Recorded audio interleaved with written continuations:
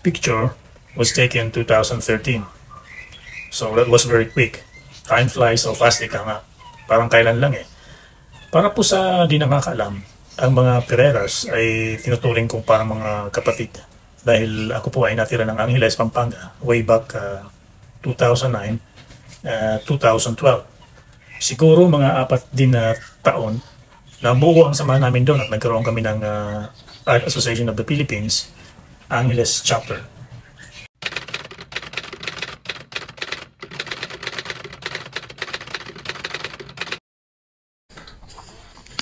Hello guys, this is Thundercats Joe. Once again, I have 4 artists to be interviewed. Nga lang, syempre hindi ganun kadali mag-interview ng 4 at the same time. Saktong-sakto, di na ako pupunta ng Angeles, Pampanga. Dahil meron silang exhibition dito sa Festival Mall, ay akin naman sasamantalahin para sila ay makapanayam. At syempre pa, atin silang kumustahin at kung ano ang kanilang mga pagbabago at ang kanilang mga pinagkakaabalahan matapos ang mahigit na dekada. Malalaman natin yan sa aking vlog ride. Halika, samahan niyo ako.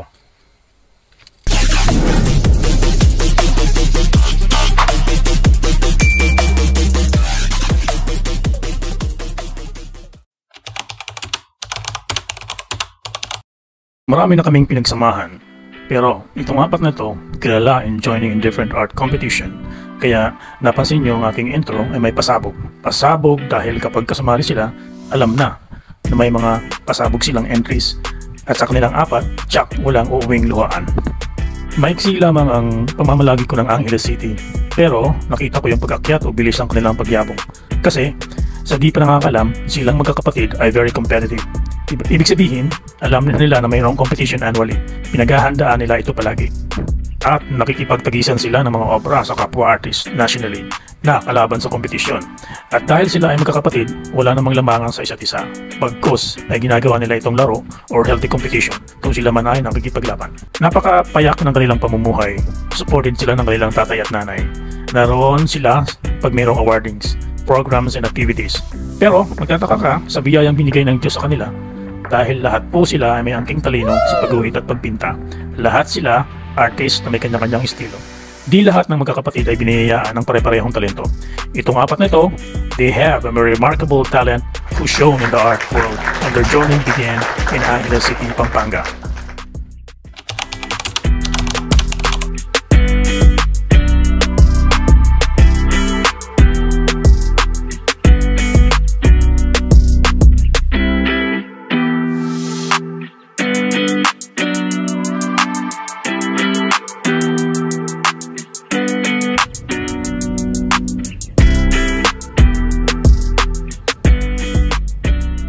Kala nyo going to Angeles, Pampanga, no?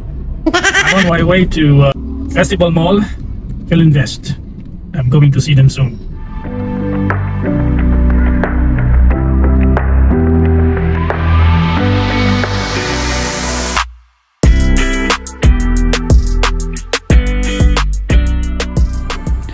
Atin silang kilalanin, the Pereiras Brothers!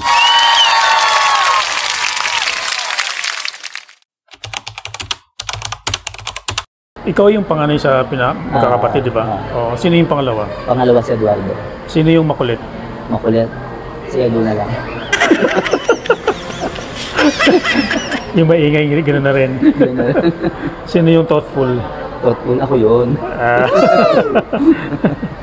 Pero hindi ka ba nahihirapan sa magkakapatid na ikaw yung panganay? Ay, may challenge din. Kasi yun nga, ako yung panganay, so ako yung first na start sa art. Minsan yung mga artwork ko, kinukumpara ko sa mga gawa nila. So ako yung eldest, siyempre. May pressure ka? Oo, kailangan. Tapos nakikita ko yung gawa nila, siyempre mas bata sila, mas malinaw pa yung mata. Sa dito, yung sa ano, may iiwan ang mga sa akin. Kaya siyempre, hindi pwede hindi improve yung mga artworks mo. Yun lang naman, parents lang naman sa ano. Bali, mahilig kami mag-drawing sa bond paper lang nun eh. Tapos? Mga Dragon Ball, mga Dragon Ball, Spider. Ayun yung mga time na ano? Oo, tapos mga... Si kuya ko yung unang nanalo sa poster making, tapos parang nainganyo kami. Mga ilang taong kayo noon? Ano siya noon? Grade 5. Grade 5. Oo, nanalo siya ng first place, tapos may trophy siya. Ako na wala pa talaga akong, parang hindi ka pa ganun ka-interesado sa... Ibig sabihin, kung lahat kayo nag-drawing, pare-pareho kayo ng materials, nag-aagawan ba kayo? Siguro merong times na pero hindi naman talaga asking agawan. Ang sa akin para talagang hawaan lang nangyari eh. Hawaan lang nangyari. Kasi ang unang nag-drawing si kuya ko. Tapos sumunod ako. Tapos dahil nakita mo nag-drawing yun, sumunod din yung dalawa. Kaya parang ganun. Noong maliliit kayo, anong mga naalala mo mga ginagawa niyo? Ano, nagdo-drawing sa lupa. Yung mga bata kami, kami magkakapatid. Pero naalala ko sabi ni Edward, parang hindi daw siya, isa daw siya sa hindi marunong pang mag-drawing ng mga kabataan. Actually, ganun din ako noon eh. Parang mas magaling pa yung kapitbahay kaysa sa akin. Parang ganun. Lalo pag nagdo-drawing kami sa San, mas kaya nilang makagawa kaysa ako. Hindi ako talaga marunong. Tapos, yung tanong ko din sa kanya, nag-aagawan ba kayo ng materials yung umpisa ng kakaroon kayo? That time parang ganun.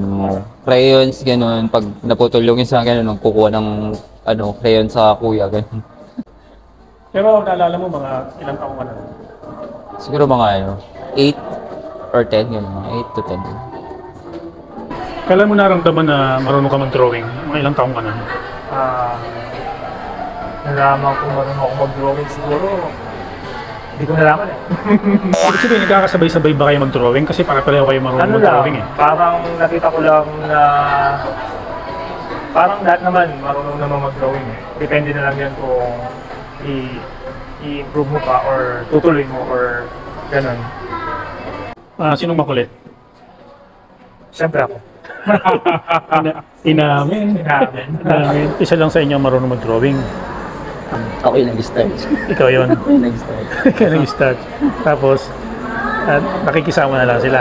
Parang ganun. Parang magaya lang. Alam mo yung mga bata, pag nag-drawing ka, kaya ka ng mga kapatid mo. Pero hindi naman kayo nag-aaway-away. Ay, hindi naman. Hindi naman. Dahil, di ba sa materials, minsan, pag nagkakasabay-sabay kayo, Sa materials, hindi naman eh. Kasi, minsan hindi naman kami payo-payo din ang ginagamit. Minsan siyempre, bata ka, lapis lang naman. Minsan may gagamit ng program, hindi naman masyado. Hindi naman.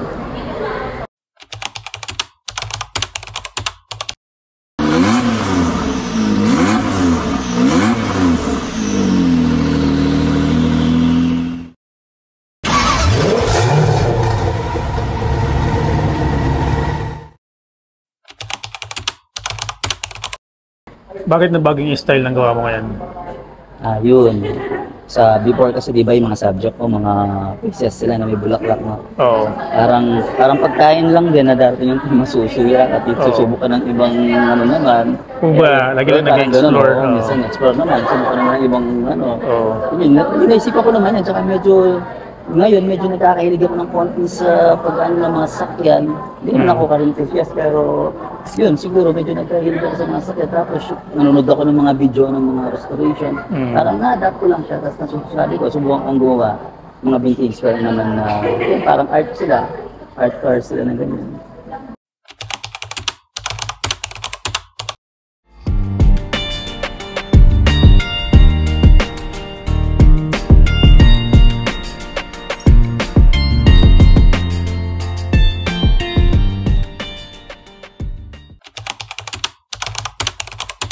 I would say Pereira's brothers are good in art.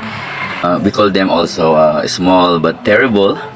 Yan, magagaling mga yan. Kaya sabi ng iba, bro, ingatan yung mga kamay nila. Ingatan yung kamay nyo, baka putulin ng iba.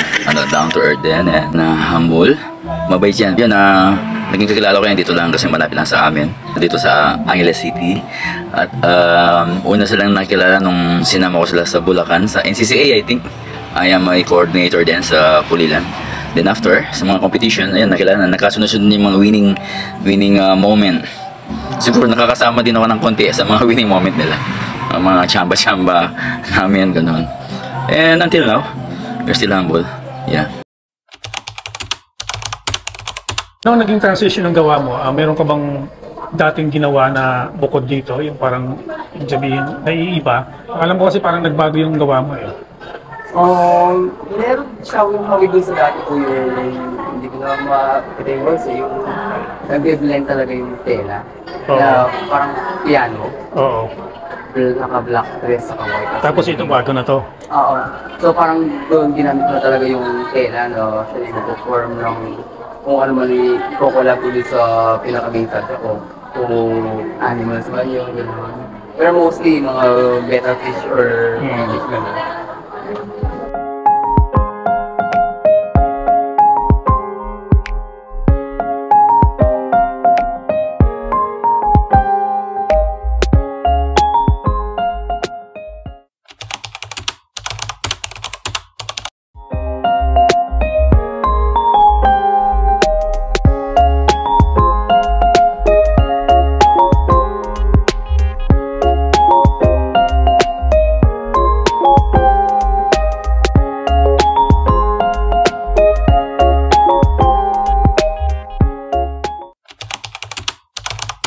Itong style mo na painting na ginagawa mo ngayon, tuloy-tuloy na ba to or gusto mo pa bang mag-explore ng iba?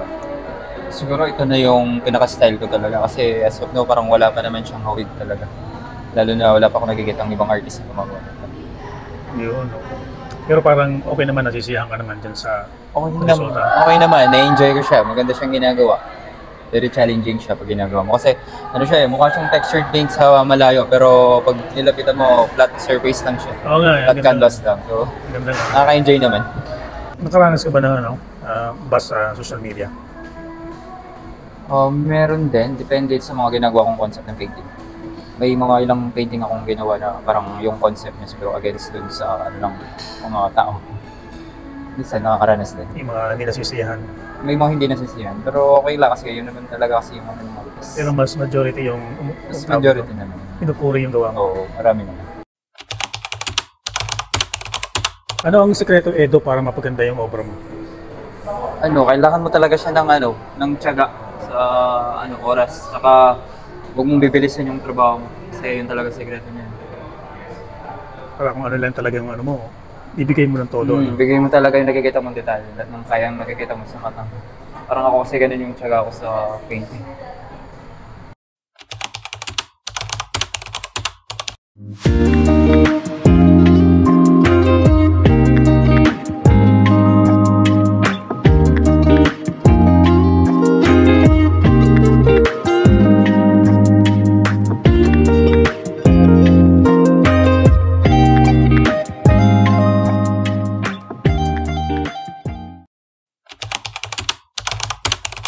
Hindi mo na ba may naisip na magpatuloy ang watercolor?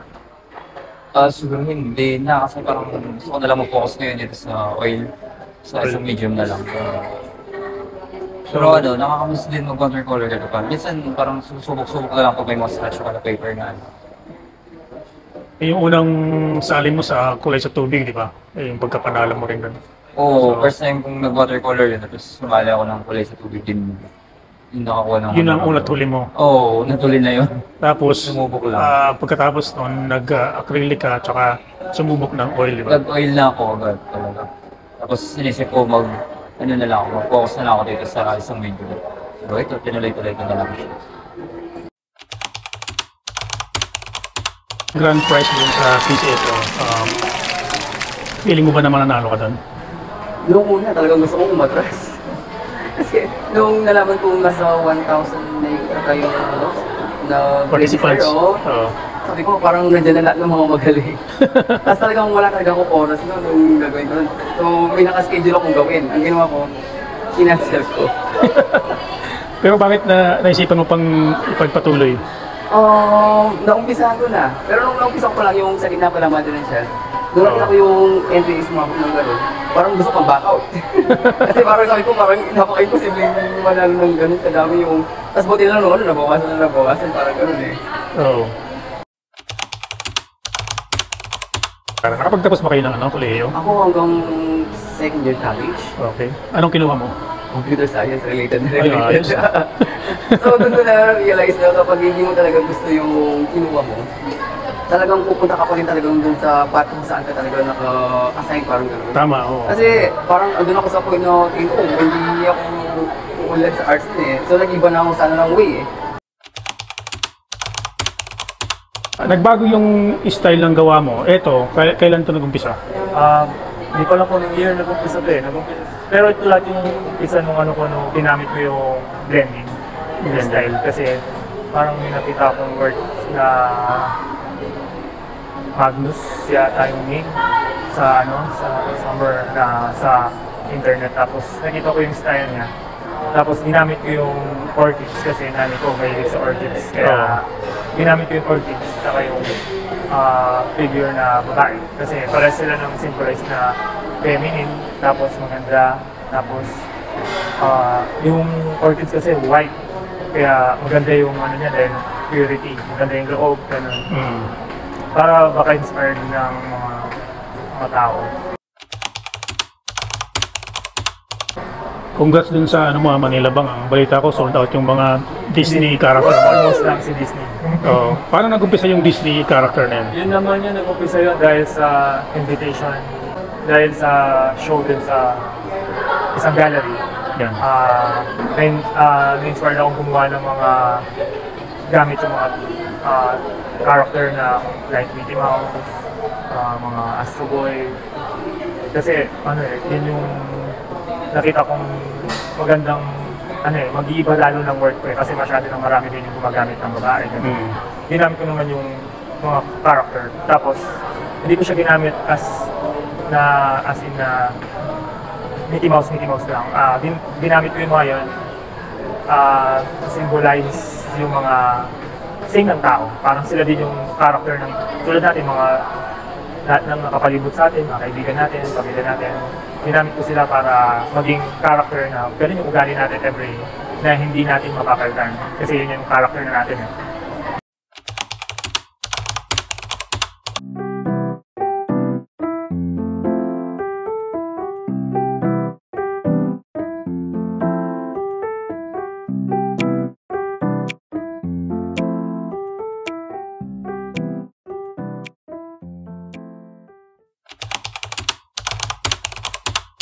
Kakayo na lang ako about sa competition kasi alam niyo naman, di ba doon kami nag-start sa yung sa mga bago-bago ngayon, kung gusto lang subukan yung mga art competition, sumali lang sila na sumali.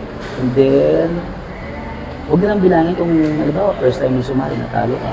Second time mo sumali, natalo ka. Huwag nilang bibilangin kung ilang beses kung natalo. Ang gawin mo siyang inspiration. Observe mo kung anong meron sa iba na wala sa'yo. Tapos improve mo yung trabaho mo. Tuloy-tuloy ka lang sumali sa mga contest ng isa. Ako, may goal mo. Siguro nasa yung parang bumalik ka pala sa piyesang ginagawa mo. Siguro nasa sipag sa katsyagaan talaga.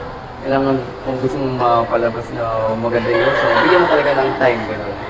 Saka kailangan talagang every piece na nilalabas mo, parang kailangan andun yung love mo sa piece mo. Kasi ako parang pag bumalik sa akin yung piece mo, mas gusto kong bumalik kasi may mali-display ako sa bahay, parang gano'n. Una, siyempre, focus lang sila sa gagawin nila, tsaka dapat nasa puso yung paggawa mo ng artwork, hindi yung ginagawa mo lang kasi gusto mo ay dahil lang sa kung ano yung trend or kung ano yung nakikita mong lumalabas na art ngayon. Mas maganda focus ka sa goal mo tsaka yung gusto mong gawin. Tapos mas okay din na kahirapan mo yung sarili mo para mas lalo kang lalong mag-improve yung work. Tuloy lang yung passion nila pag sumuko dun sa ginagawa nilang mga obra. Tapos kung nawawalan sila ng pag-asa or hanap lang sila ng pwedeng mag-motivate sa kanila. Tapos bumalik ulit sa pagpipinta. Tapos Una, siyempre yung nasa taas. Tapos family ko, yung gallery, yung gallery owner. Saka yung mga sumusuporta ng mga kapwa nating artists. Saka yung mga collector din. Marami. Lahat ng mga nag-umpisa sa akin para mapasok sa larangan ng art na to, yung mga unang pinasukan ko, kasi before nag-start kasi ako sa painting, nag-apprentice kasi ako sa friendship. So isang lugar yun sa friendship na may maraming gallery, nag-apprentice ako doon. Tapos yun, hanggang sa na-develop yung art ko. Kasalamat ko sa mga nagsagang nagturo sa akin. Tapos sa mga friends na sumuporta din para makasali ng mga exhibits, sa mga competition contest. Pinapasalamatan ko rin si Thundercats Joe kasi binigyan niya ako ng pagkakaroon para masali sa video na to. Binigyan niya ako ng chance para makilala yung mga audio ko tsaka yung pinanggalingan ko rin. Siyempre, thank you kay Sir Thundercats Joe. Si na-invite kami for this interview. Maraming salamat. And sa family, sa friends, sa mga artists na sumusupport sa amin. Salamat, Thundercats Joe!